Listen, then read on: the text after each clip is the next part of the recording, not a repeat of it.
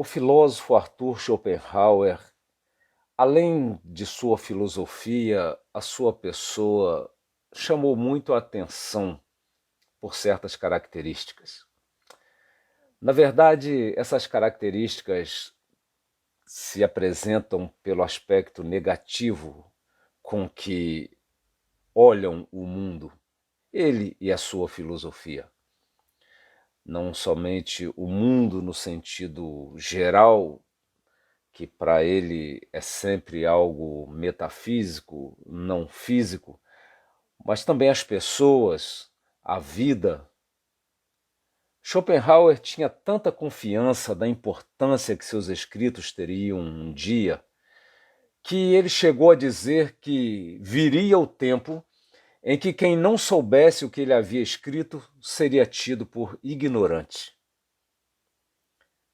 E não é pelo temor de ser taxado de ignorante, mas pela importância mesmo de certos aspectos de sua filosofia, que hoje vamos tratar de algo que ele abordou em sua obra principal, o livro O Mundo como Vontade e como Representação.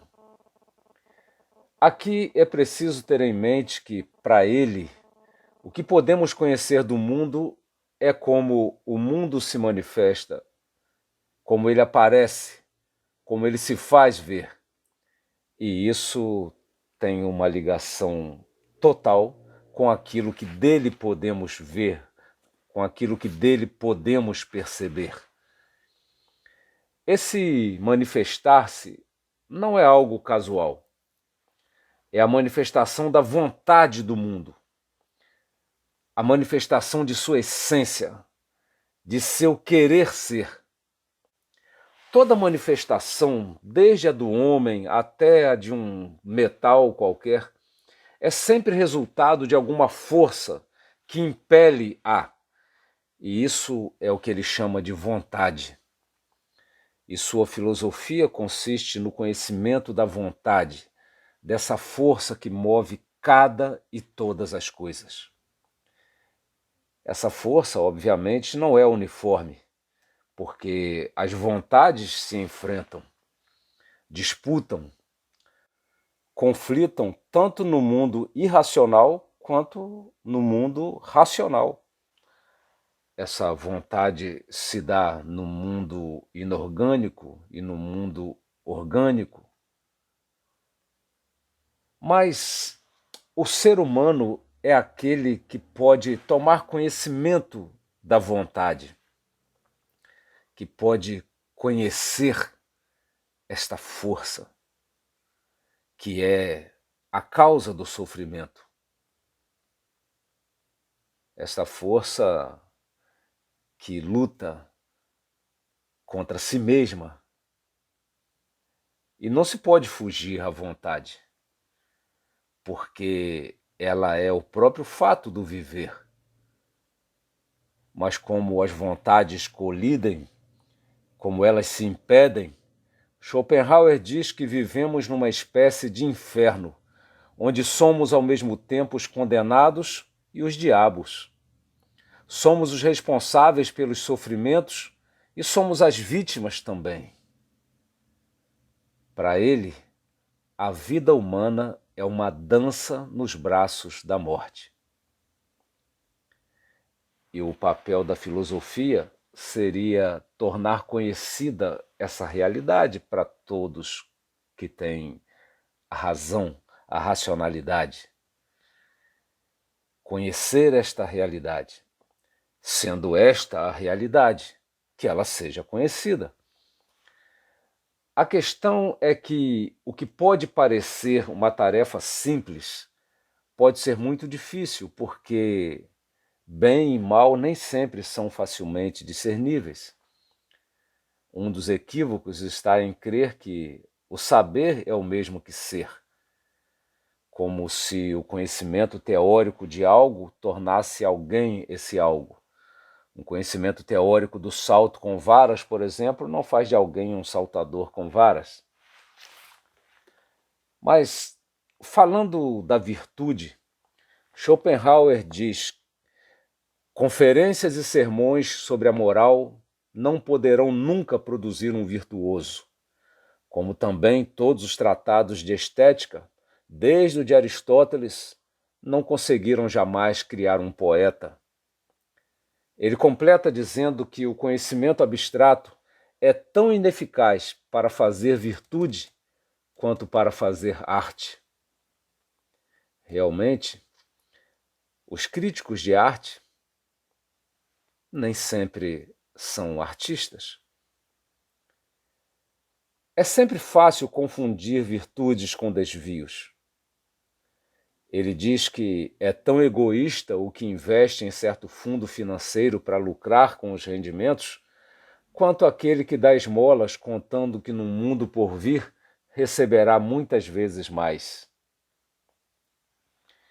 Então, essa tarefa de conhecer a realidade, quando a realidade nem sempre se mostra tão fácil de ser compreendida, porque há tantas semelhanças entre coisas tão diferentes, isso torna a tarefa filosófica uma tarefa muito árdua.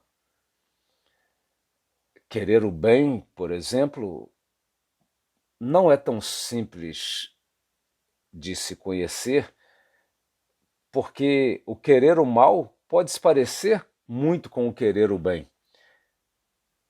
Por exemplo, o bom desejo de disciplinar se parece muito com o mau desejo de punir. Schopenhauer adverte que o mesmo motivo pode levar alguém a matar ou a ajudar outro.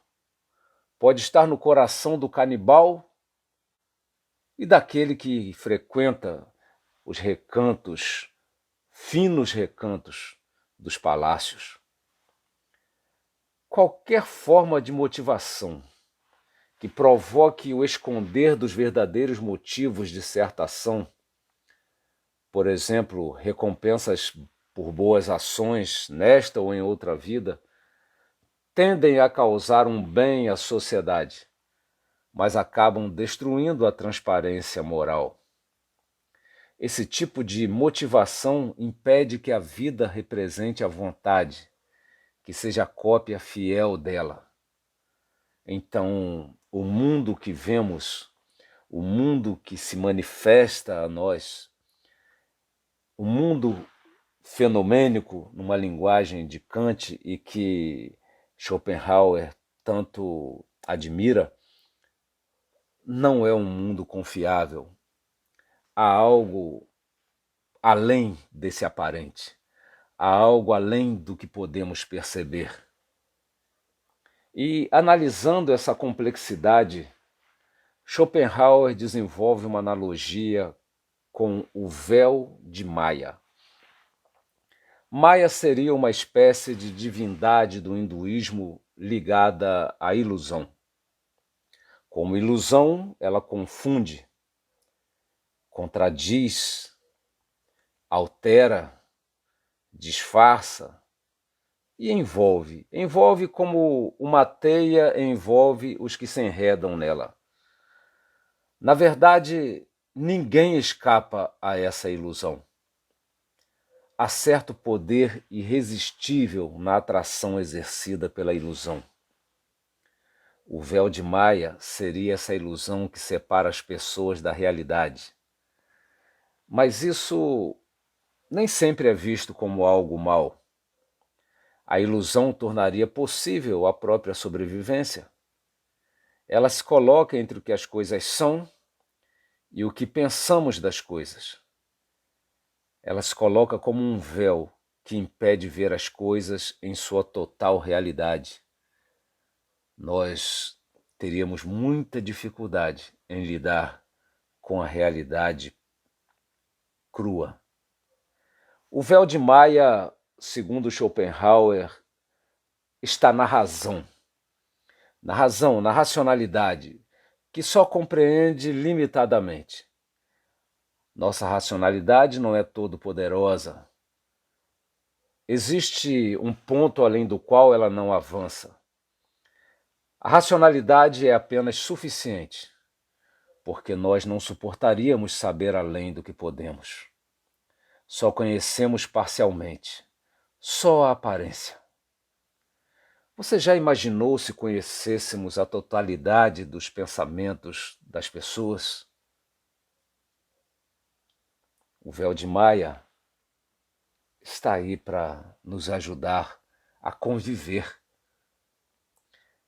Schopenhauer também trabalha a questão do véu de Maia associado à vontade, não somente à razão, porque a vontade costuma buscar uma alternativa menos dolorida.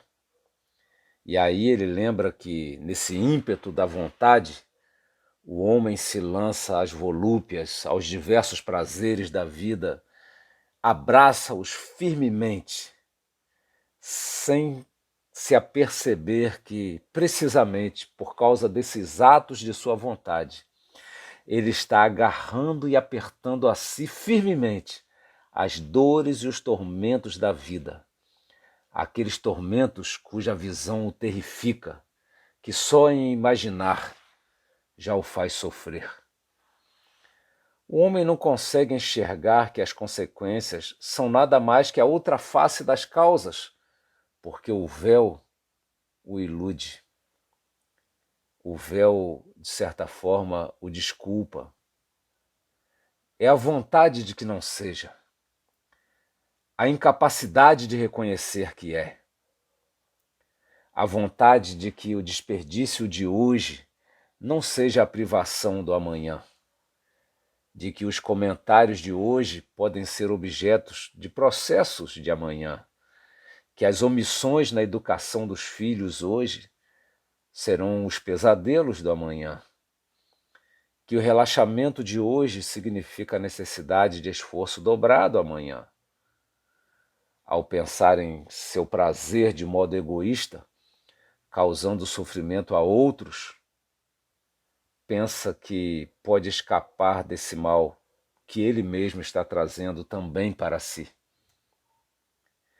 E de modo, pelo menos para mim, surpreendente, Schopenhauer identifica o véu de Maia com o amor, sendo que aí o amor é visto como aquilo que torna suportável a realidade, porque o amor cega para a imensidão da dimensão da maldade do mundo, das pessoas. O amor suaviza a cena que se passa, suaviza o caráter das pessoas, suaviza o futuro, suaviza o passado, para tornar suportável o presente. Essa fala de Schopenhauer faz lembrar, em certo sentido, o comentário feito pelo pescador que se tornou apóstolo, Pedro. Em sua primeira carta, ele diz que o amor cobre multidão de pecados. Mas não por fazer de conta que eles não existem. Não por fingir que as pessoas não são tão más assim, ou que o mundo não é tão perverso assim. Ao contrário, ele escreve em sua carta que as pessoas não são boas. Ele diz que elas são como animais irracionais que não entendem do que falam, só têm prazer numa rotina de prazeres. São como manchas e como máculas que sentem prazer em seus enganos, têm os olhos cheios de adultério, têm o coração exercitado na avareza, amam o prêmio da injustiça, são como fontes sem água, falam com arrogância e vaidade, prometem liberdade aos outros enquanto eles próprios são escravos. Isso tudo está na sua carta seguinte. Então, o amor não é aí um véu que ilude, mas apaga os erros dos outros porque está disposto a perdoar. Os pais que perdoam seus filhos que erram não desconhecem os erros deles. Os filhos que perdoam os pais que os abandonaram ou agiram indevidamente para com eles, não os perdoam porque não sabem, mas justamente por saberem. O que ama sabe do mal que lhe causam, mas não quer saber. Ele se lembra do que lhe fizeram sofrer, mas não quer lembrar. Ninguém sofre mais que o que ama, porque aquele que não ama não será tão sensível ao mal, nem terá feito pelo outro tanto quanto o que ama faz. Eu penso que estamos vivendo em um mundo onde é muito fácil acreditar na maldade alheia. Se alguém conta que certa pessoa fez algo de errado, é normal até haver um ar de surpresa, mas logo seguido de uma crença. As pessoas acreditam. É como dizendo assim: fulano, olha, quem diria, hein? Então já assumem que aquilo que disseram é verdade, que o mal que contaram ou sobre o qual mentiram é de fato o que aconteceu. Assumem que as pessoas são culpadas imediatamente. Elas não vão procurar o outro para saber. Elas não descreem até que se prove. Elas creem. Nós cremos mais facilmente na maldade que na bondade. Por isso o amor é tão incrível. Parece impossível. Parece que o que ama está mesmo iludido, que é mesmo um tolo. Porque é mais fácil acreditar que ninguém seria capaz de amar. Para o que não ama, é o véu de Maia que explica o amor como ilusão que alivia o próprio sofrimento. Para o que ama, é a cruz de Cristo que explica o amor como a realidade que se preocupa em aliviar o sofrimento do outro.